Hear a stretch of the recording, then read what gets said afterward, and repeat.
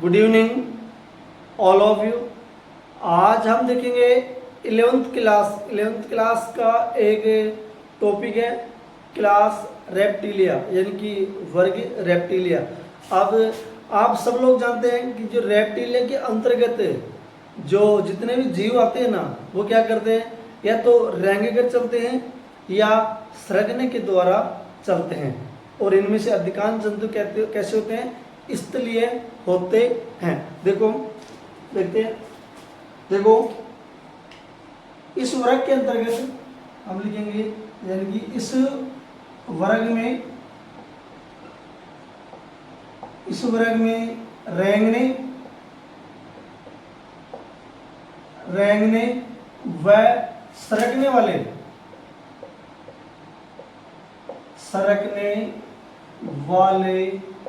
प्राणी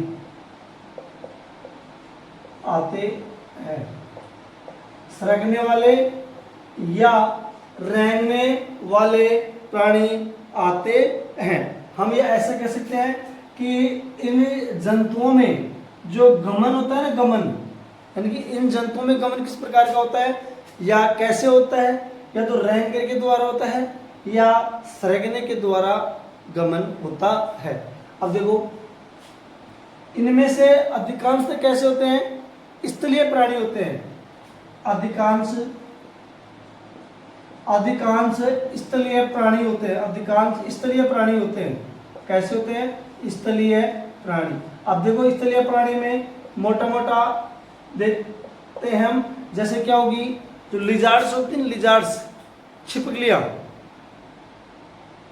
स्थल में रहती हैं, पानी में थोड़ी जाती हैं। तो ये कह सकते हैं कि अधिकांश स्थलीय प्राणी जैसे कि लिजार्ड, वो कहाँ पे रहती है, स्थल में ही रहती है। हम कह सकते हैं इसमें अधिकांश प्राणी क्या कैसे होते हैं, स्थलीय प्राणी होते हैं। और देखो रेप्टिलिया के जो सदस्य होते हैं ना, उनका शरीर 4 भागों में डिवाइड होता है। कौन कौन से हो गए 4 भाग?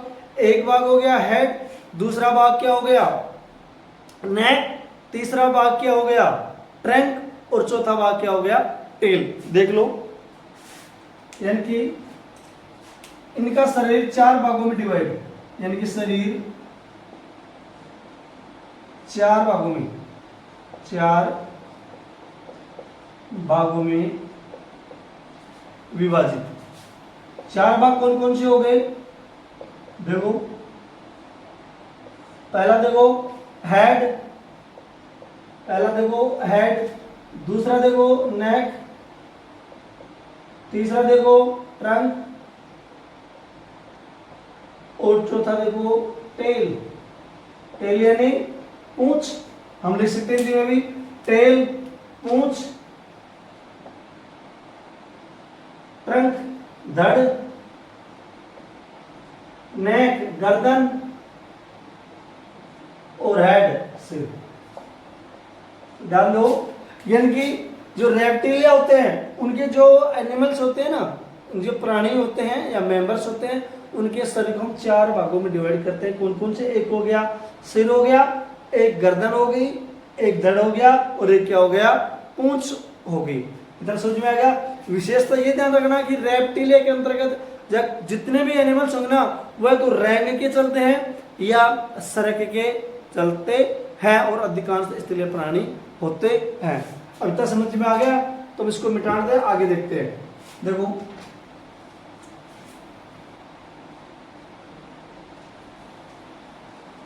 अब आगे देखो, इनका शरीर होता है ना, इनका शरीर शुष्क सल्क युक्त त्वचा के द्वारा क्या होता है, ढका हुआ होता है। देखो इनका जो शरीर होता है, इनका शरीर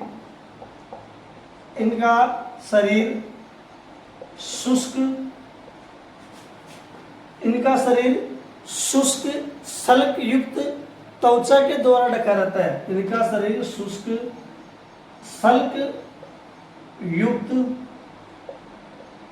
त्वचा के द्वारा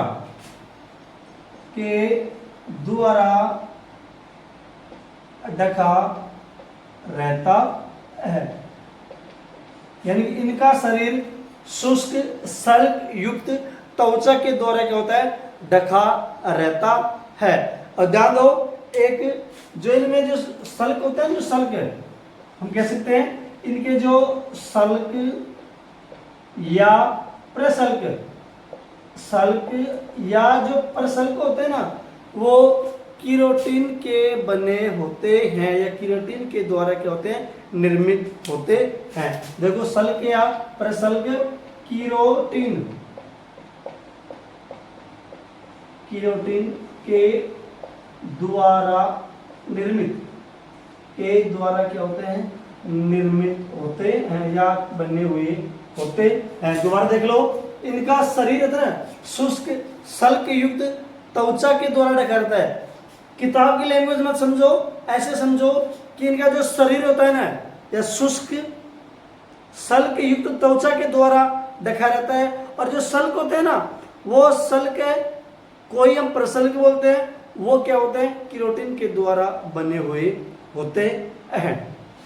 आगे देखेंगे, अगला पॉइंट क्या बताएंगे हम, इनमें जो बाह्यकर्ण छिद्र होता है वो क्या होता है, अनुपस्थित होता है, यानी कि बाहरी कर्ण होता है वो क्या होता है, अनुपस्थित होता है। और उनके स्थान पर जो कर्णपटल होता है, कर्णपटल पाया जाता है, वो कर्णपटल बाहरी कर्ण होता है, उसका प्रतिनिधित्व करता है। कॉन्सेप्ट को समझो, यानी कि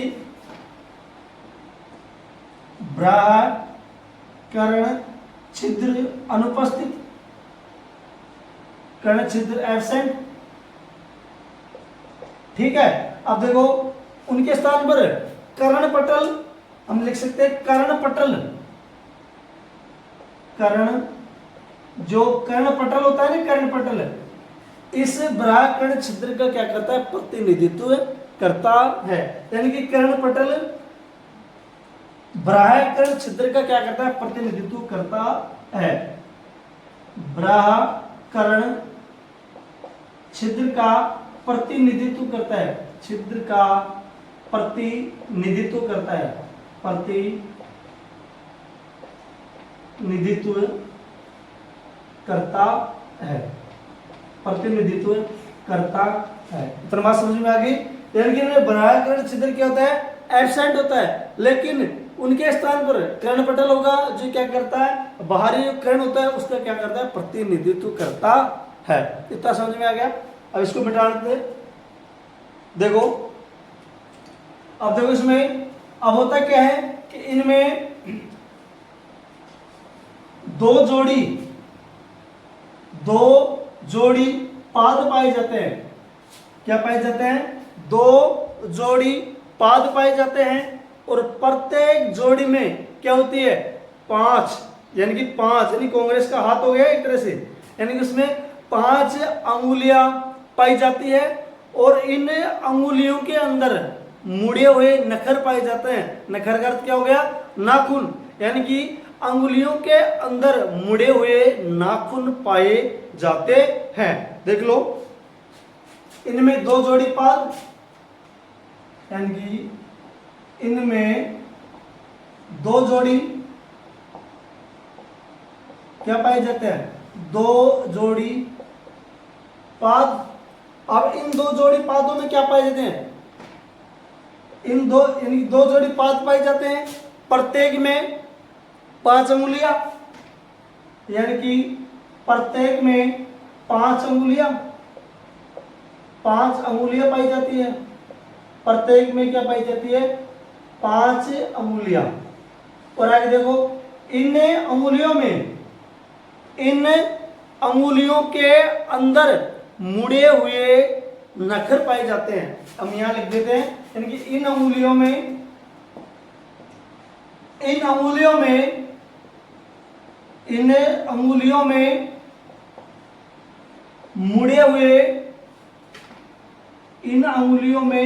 मुड़े हुए नखर पाए जाते हैं। नखर का अर्थ क्या हो गया, नाखून, यानी कि नाखून पाए जाते हैं। यानी कि इनमें दो जोड़ी क्या पाए जाते हैं, पाद पाए जाते हैं, और क्या होते हैं, प्रत्येक पाद में 5 अंगुलियां होती हैं, और इन अंगुलियों में मुड़े हुए नाखून या नखर पाए जाते हैं। आगे देखो, जो रेप्टाइल्स होते हैं, रेप्टाइल्स, इनमें 3 जोड़ी यानी 3, इनका हार्ट होता है, इनका हार्ट 3 चैम्बर का होता है। इनका हार्ट है 3 कक्ष का होता है, जिसमें 2 आलिंद हो गया और 1 क्या हो गया, नीले, यानी कि 2 तो क्या हो गए, ओरिकल हो गए, और 1 क्या हो गया, वेंट्रिकल हो गया। लेकिन ध्यान रखना, जो मगरमच्छ होता है ना, मगरमच्छ एक तरह से अपवाद मान लो, उसमें 4 चैम्बर का हार्ट होता है, यानी कि उसमें 2 तो ओरिकल हो गए और 2 ही क्या हो गए, वेंट्रिकल, यानी कि 2 ही आलिंद हो गए और 2 ही नीले हो गए। देखो, इनका हार्ट, इनका जो हार्ट होता है, इनका हार्ट 3 चैम्बर का होता है, 3 चैम्बर, 3 चैम्बर। अब देखो, इनका हार्ट कैसा होता है, 3 चैम्बर, लेकिन जो मगरमच्छ होता है, मगरमच्छ का हार्ट कैसा होता है, 4 चैम्बर का होता है। लेकिन मगरमच्छ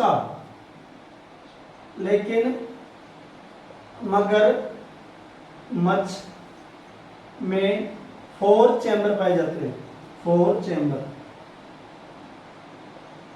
एक तरह से अपवाद भी हो गया, नहीं हुआ भाई, इनका हार्ट में तो 3 चैम्बर पाए जाते हैं, लेकिन मगरमच्छ हो गया, उसमें क्या पाए जाते हैं, 4 चैम्बर पाए जाते हैं। अब आगे देखो, ये सरीसृप होते हैं ना, सरीसृप असमतापी होते हैं। कैसे होते हैं, असमतापी। अरे समझ में तो आ रहा है ना सभी को, या फिर बोर हो जाते हो बीच बीच में, ऐसा कुछ नहीं है। देखो, इन सरीसृप होते हैं ना, सरीसृप, ये असमतापी होते हैं। असमतापी का अर्थ क्या हो गया, कि इनके शरीर का जो टेम्परेचर होता है ना, शरीर का जो तापमान होता है, वातावरण के अकॉर्डिंग घटता एवं बढ़ता रहता है। उसको हम क्या बोलते हैं, असमतापी होते हैं, यानी कि सर्प असमतापी होते हैं। लिख लो, सरीसृप कैसे होते हैं, सरीसृप असमतापी, असमतापी होते हैं। असमतापी का अर्थ क्या हो गया, यानी कि इनके शरीर का तापमान वातावरण के अनुसार घटता एवं बढ़ता रहता है। इतना सबको समझ में आ गया। देख लो, इनमें दोबारा 2 जोड़ी पाद हो गए, प्रत्येक पाद में 5 अंगुलियां हो गई, और इन अंगुलियों में मुड़े हुए नखेरे नाखून पाए जाते हैं। इनका हृदय 3 चैम्बर का होता है, लेकिन मगरमच्छ में 4 चैम्बर हो गए, और सरीसृप क्या होते हैं, असमतापी होते हैं। अब देखो इसे आगे, और हम देखते हैं आगे। ध्यान दिया होगा आपने, सभी ने देखा होगा कि जो ये सर्प होते हैं ना, अपने बोलते हैं अपनी देसी भाषा में सांप, और ये छिपकली होती है ना, सांप और छिपकली, इनकी अपने सल्क के रूप में, अपने सल्क के रूप में क्या छोड़ती हैं, केचुली छोड़ती हैं। और अपन गांव में बोलते हैं कांचली, कांचली बोलते हैं उसको। सांप एवं छिपकली सल्क के रूप में अपनी कांचली या केचुली को छोड़ते हैं। देख लो इसको, देखो, सर्प व छिपकली, सर्प व छिपकली, सर्प व छिपकली सल्क के रूप में, सल्क के रूप में, सल्क के रूप में केचुल छोड़ते हैं, केचुल छोड़ते हैं। क्या करते हैं, सर्प व छिपकली सल्क के रूप में केचुल छोड़ते हैं। और आगे देखो, इसमें नर एवं मादा अलग अलग होते हैं, और ये क्या होते हैं, अंडज होते हैं, और क्या होता है, परिवर्धन प्रत्यक्ष होता है। देखो, नर एवं मादा अलग अलग क्या होते हैं, इसमें नर व मादा अलग अलग होते हैं। नर व मादा अलग अलग। और क्या होता है इसमें आंतरिक निषेचन, और क्या होगा आंतरिक निषेचन, आंतरिक निषेचन हो गया। और देखो और क्या होता है इसमें परिवर्धन प्रत्यक्ष होता है। कैसे होता है परिवर्धन, इनमें प्रत्यक्ष होता है। परिवर्धन, परिवर्धन प्रत्यक्ष होता है। और क्या बताओगे इसमें ये अंडज होते हैं। अंडज कैसे होते हैं अंडज होते हैं। अब देखो हम इसकी क्या देखते हैं हम एग्जाम्पल देखते हैं। एग्जाम्पल में हम क्या बताओगे जैसे हेमिडेक्टाइल्स, हेमिडेक्टाइल्स को क्या बोलते हैं हम घरेलू छिपकली। केलोटस एग्जाम्पल है इसका केलोटस, जैसे इसको हम क्या बोलते हैं गिरगिट या किरकांड भी उसको हम बोलते हैं। और क्या देखोगे किलोन जो कछुआ होता है ना, किलोन कछुआ हो गया, कैलोटस हो गया, हेमिडेक्टाइल्स हो गए। लिख देता हूं इसके एग्जाम्पल। देखो इसके एग्जाम्पल देखो, पहला एग्जाम्पल कौन सा आता है किलोन। पहला एग्जाम्पल कौन सा आता है किलोन। किलोन को हम क्या कहेंगे, किलोन को हम क्या कहते हैं कछुआ भी बोलते हैं। कछुआ भी, इसको हम क्या बोलते हैं किलोन को हम कछुआ भी बोलते हैं। और दूसरा एग्जांपल क्या हो गया हेमिडेक्टाइल्स, कौन सा बोलेंगे हेमिडेक्टाइल्स। और क्या बोलेंगे कैमलियन, हेमिडेक्टाइल्स, हेमिडेक्टाइल्स, हेमिडेक्टाइल्स। हेमिडेक्टाइल्स क्या बोलते हैं घरेलू छिपकली, घरेलू छिपकली, घरेलू छिपकली। और क्या बोलेंगे कैमलियन, उसको क्या बोलते हैं वृक्ष छिपकली। एक एग्जांपल कौन सा था कैमलियन, कैमलियन उसको क्या बोलते हैं हम वृक्ष छिपकली, वृक्ष छिपकली। और क्या बच गया केलोटस, केलोटस, केलोटस को क्या बोलते हैं हम गिरगिट भी बोलते हैं, गिरगिट। केलोटस को क्या बोलते हैं हम गिरगिट भी बोलते हैं। केलोटस को हम क्या बोलेंगे गिरगिट भी बोलते हैं। देखो सर्प छिपकली सल्क के रूप में केंचुल को छोड़ते हैं, ये आपको सबको पता है। नर एवं मादा कैसे होते हैं अलग अलग होते हैं। आंतरिक निषेचन होता है, इंटरनल फर्टिलाइजेशन होता है, डेवलपमेंट प्रत्यक्ष होता है। और ये सब क्या होते हैं अंडज होते हैं। एग्जाम्पल में किलोन कछुआ हो गया, कैमलियन वृक्ष छिपकली बोलते हैं, हेमिडेक्टाइल्स को घरेलू छिपकली बोलते हैं, केलोटस को गिरगिट भी बोलते हैं। इसमें रंग बदलने की क्षमता होती है।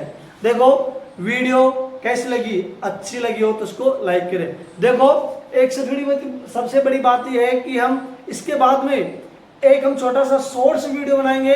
उस शॉर्ट्स वीडियो में हम जो लिजार्ड आती है ना, लिजार्ड, लिजार्ड यानी कि छिपकलियों के बारे में हम देखेंगे। लिजार्ड यानी कि छिपकलियों के बारे में हम देखेंगे। इसके बाद हम कल बनाएंगे एक छोटा सा वीडियो, उसके बारे में क्या देखेंगे हम छिपकलियों के बारे में देखते हैं। जय हिंद जय भारत।